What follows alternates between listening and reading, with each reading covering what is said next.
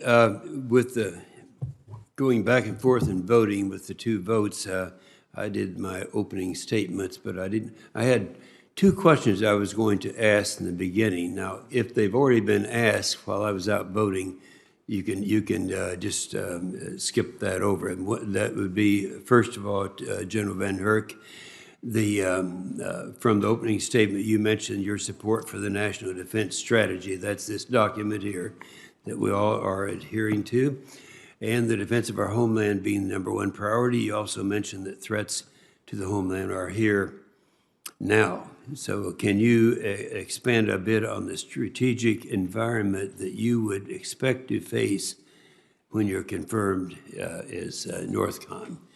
Or have you already responded to that question?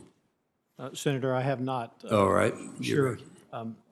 If confirmed, I would expect a very dynamic environment. Over 32 years of service, I don't think I've ever seen a strategic and dynamic of a national security challenge that we have today.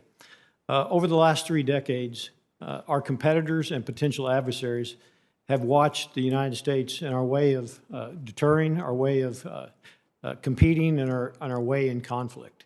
They have taken the opportunity to adapt to that environment by watching us, specifically China and Russia, across all domains. Russia develops strategic capabilities such as their submarines, which now are a significant challenge for tracking and pose the potential for cruise missiles that can strike the homeland.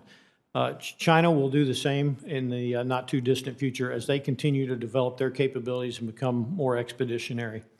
Russia will continue with their cruise missile development, which is a significant challenge that we talked about earlier as well. DPRK with the nuclear capability and the potential to strike the homeland.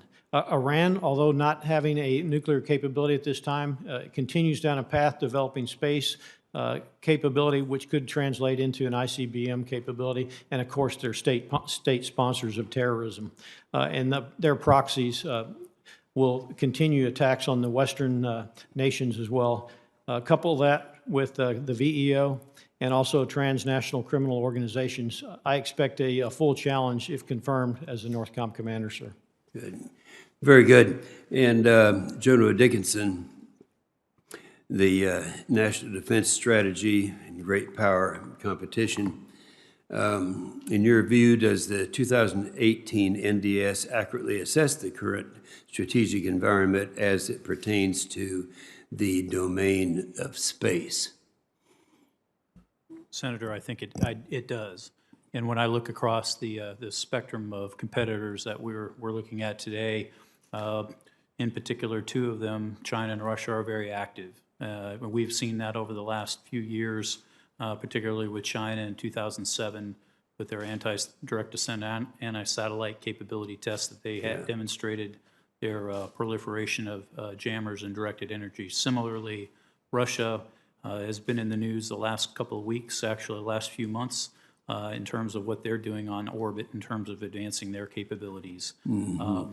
North Korea, and in particular, again, not advancing quickly in the space domain, but is definitely using that in terms of developing missile technology, and likewise with Iran, their ability to put satellites into orbit, albeit not as capable, still able to demonstrate that missile technology to do that. So, Senator, Chairman, I would just tell you that they are active, and I agree with the NDS. Yes, thank you very much, Senator Shaheen.